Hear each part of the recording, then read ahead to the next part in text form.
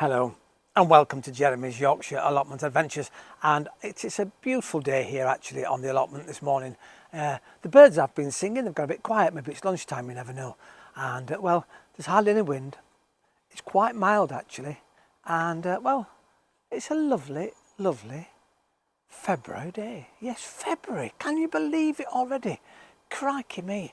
I think I'm slightly behind this year. I've had difficulty getting down to the allotment, but I'm back, I'm here. I've got to crack on. I'm waiting for the manure to arrive. And here around where I live, it's very difficult to get hold of it because apparently the farmers are going around and collecting all as much manure from the stables as they can get hold of. It's really tricky. I went to my local garden centre, a family run, independent one, been there for years and years. They supply the local parish council with all sorts of things. So they're really cheap because they get lots of things on bulk. And I said, can you get manure in big bags? And they went, unfortunately, we're having big problems because of the farmers. But the farmers need them as much as we do. So I'll keep looking, I'll keep going. And well, as I say, welcome to Jeremy's Yorkshire Allotment Adventures. I hope you sit comfortably and well, enjoy today's show.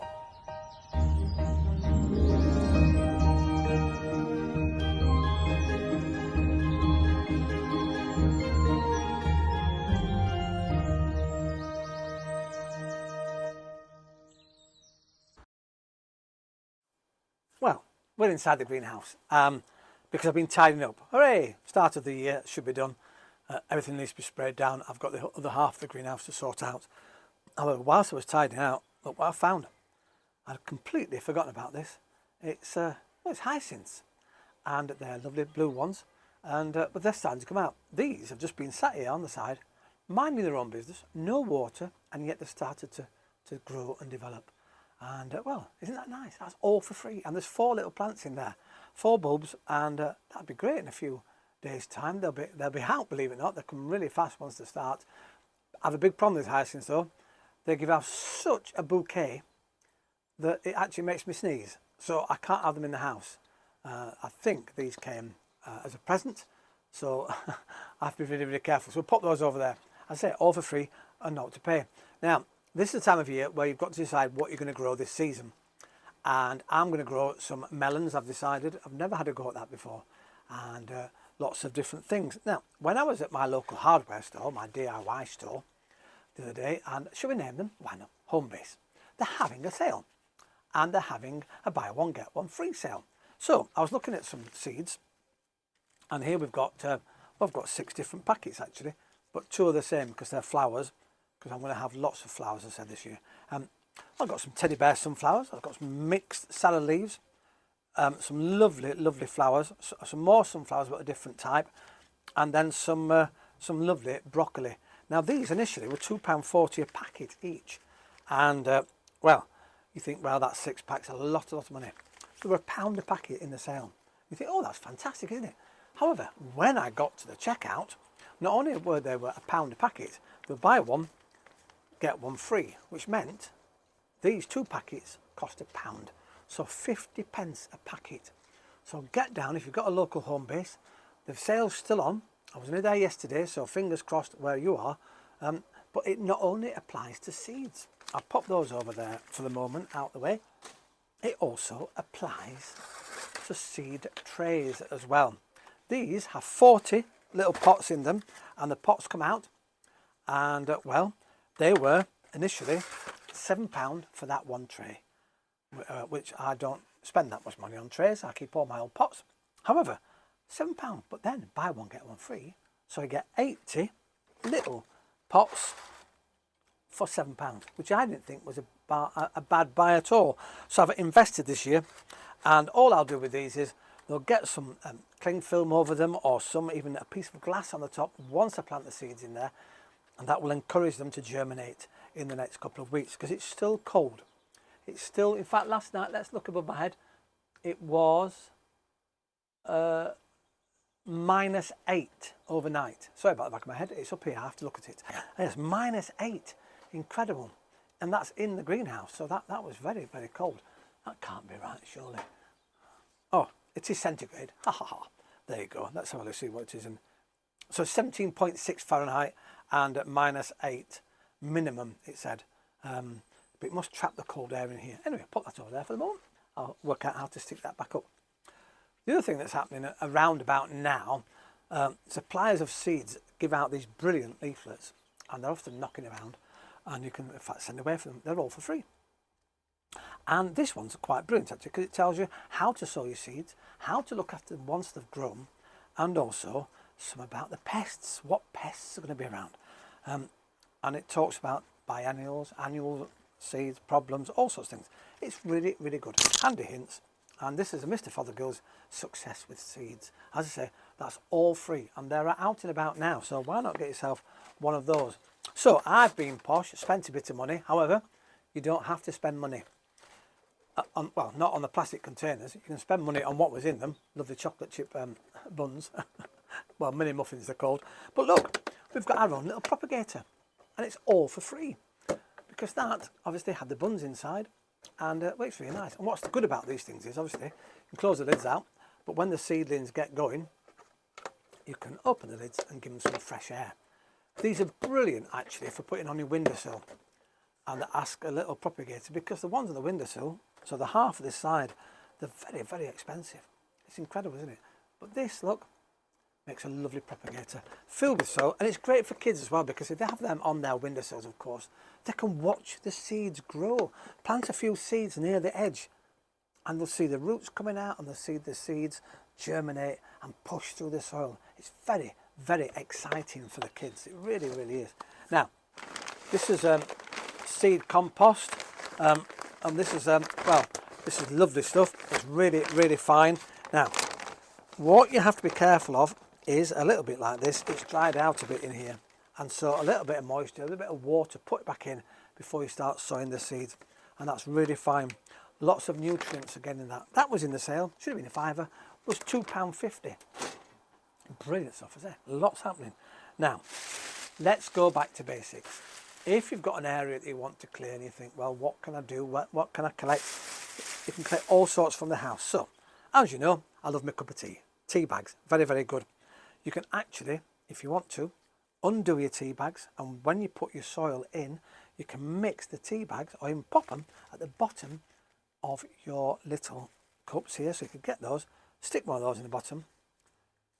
Eggshells are the same. Break some eggshells up, pop the eggshells in the bottom too, because once the roots start going, they'll get extra nutrients from the tea bags, from the eggshells, and also from coffee grounds. Now, we used to have in our house, as I talked about this before, and we weren't very happy, a machine that did these pods, and what you used to have to do is I'd get my little knife, look, and then you'd open them up, and you'd spend hours and hours and hours just taking all the coffee out of these coffee pods. And there we are. Inside there is lovely, lovely coffee. Scrape it out, and you just put that in the garden or in the bottom of plant pots or whatever. But that takes hours and takes a lot of those, and there is quite a lot of waste plastic. Don't like that idea. However, Starbucks, and yes, we're mentioning names again. I know I don't normally do it, but Starbucks have got this fantastic incentive. They're all about recycling. I was in my local Starbucks today with the good lady wife, and well, on the side there's now a sign and it says, ask us about our coffee grounds. Do you have a garden? Are you a keen gardener? Isn't that brilliant? So I did, and look what I got. They gave me coffee grounds in here, and they got that much that I got 2 bags. Isn't it brilliant? I can't open it because I can't open that one, it's sealed. This one should be on. Oh no! Oh, there we go. And what's lovely is, look at that. That's what comes out of those machines. Look, when they press it down and pop it down, and you get your coffee comes through that. It's full of those. Obviously, you need to break them up or just chuck them around. But that's full of coffee grounds, and that's really good for your soil, to improve it, to help again get nutrients into the soil, and it also acts as a barrier, because cats don't like the smell of coffee, they don't like tea, they don't like orange peel, all those things. If you've got any problems with cats, orange peel, really, really good. So we've got lots and lots of free things happening. Again, coffee grounds, really, really good. Let's go back to my bag. This is the easiest way to make compost. If you haven't got a big compost bin, a lot of us haven't room for compost bins, You could get something like this if you wanted to, because it traps the air in there, or a simple bag like this. Stick a little bit, it's got moisture in because obviously we've got the all the tea bags and the coffee grounds, and also peelings, lots of peelings. These are potato peelings. I've got carrots in there. I think, oh yeah, we've got some cabbage in there as well. Look, you can make them, break them down even more. There you go, and that'll really help turning this into some lovely, lovely slushy compost. Or you can just shove it in the ground now, dig it into the ground, and that will decompose over the next few weeks during well, there's winter months as we're still in, aren't we? The worms will love it, they'll drag it down. Or you can just stick it in a corner in your compost heap and well, use it later on. You can also do this, which I do regularly actually. Fasten it up and leave it. Make sure it gets some sun. It means you can move it around as well, so it's absolutely brilliant. And then that over time will turn to lovely, lovely slushy stuff. And eventually, believe it or not, you're about to cut the bottom off and get some lovely juices out of there before putting that rotten manure, which it becomes, and feed for the lovely plants on your allotment. Fabulous. So they're all for free, lots of things for free. Oh, it's just fantastic being back. It's nice to be outside again. Now, before I go, I'm going to talk about potatoes, because it is that time of year. You can buy potatoes now. You can buy your earlies, your mids and your lates. I was in the garden centre yesterday. Now I've got my potatoes chitting down here, and they're doing really, really well. Look at those. They're about to go in. Look at those now. There's two arguments about chitting potatoes, you know. If you chit them like I've done here, and these will go now into the ground, some people say you don't get as many potatoes off them if they've been chitted, because they're putting all that energy into producing early shoots. Whereas you can put potatoes straight into the ground. And there's another argument to say that if you do that, so you get your potato tubers like I have here, and let me just open this bag up, because I've got to do anyway. Here's my seed. This is from, as I say, my local garden centre. What's great about small independent garden centres is, and these are Scottish potato seeds, that actually they're a lot cheaper. I went to another garden centre later on, one of the big ones, and these here cost me £3.50 for this bag, and there's loads in here, and they've started already coming up. There we go, have a look at that. I may even take a photograph of that, and they've started already, so we can start chitting those off. If you've never chitted a potato before, you can get little plant pots like that. That's probably a bit big. Make sure that obviously these bits are the ones sticking up, and just leave them out. Now the problem you might have is, in here, say for example, it's got sunlight, which could turn your potatoes green, and you don't want that. So what you could do is what I do here with this, put those away. I stick them inside my little greenhouse here, and the door comes down, and so it doesn't get any UV light on them, so they don't go green, which is fantastic. Now, these, brilliant find, because these are called a home guard. So these are the home guard potato seeds. And the reason I bought them is because I'm fascinated about vintage varieties of seeds and plants. And these are apparently from, I think, 1942. In fact, I've got a photograph of the card that explains what's going on. So if you have a look at that, I'll read the one in front of me. White skin and flesh, oval in shape, which they are. Good for baking, boiling, chipping and mashing. And planting fertile soil when the soil warms up, which means about March time. So don't try and get them in early. Chip them off if you want to. These have started already. And well, earth up to protect from frost. And about 12 weeks later, so 3, 6, 9, 12, 3, 6, 9, 12, 4 months later, you should have and be able to pick your potatoes. And then of course we start later on with your mids and your lates. And all that means is the mids and the lates are just in the ground longer. You can put them in March, but you leave them in longer and hopefully get a bigger yield. So, exciting stuff. Things are happening. We've got our first seed of potatoes. Brilliant. Yeah, so this was made for the war effort because the high yields. They've got We worked out that these potatoes will give, for the amount of growing area, high yield.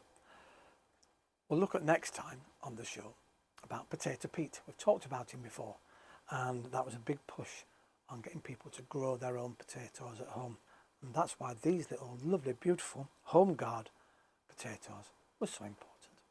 Well, I think I've rabbited it on enough today. I hope you enjoyed this little batch. We're starting again now. I'm back on the allotment. I can't wait to get dug in and get started. Fingers crossed I get some manure soon. And well, if not, I'll have to go round to my local horses, which was plenty around here. But I said they're now selling it to the farmers. Difficult, isn't it? And the stuff they've got at the moment, I went down the other day actually to I've got one very close to me, and it's all fresh, which is fantastic if I'm 6 months down the line. But I need it now. I need it well rotted, because I can't put fresh on here because I won't be able to use it in time. If I got it before Christmas, but I was not around then, we might have been okay. Anyway, as I say, I better stop talking. Once again, thanks ever so much for watching Jeremy's Yorkshire Allotment Adventures. Nice to see we have some new subscribers. Welcome on board. And if you are new, we always say, put your feet up, relax, and get yourself a cuppa at the start of the show. Well, I'm now going to put my feet up, relax, and get myself a cuppa. I'll see you once again here on Jeremy's Yorkshire Allotment Adventures. Ta-da for now. Oh, I hope you get some good bargains. Get out there, come on, get your seeds. It's fabulous. Buy one, get one free.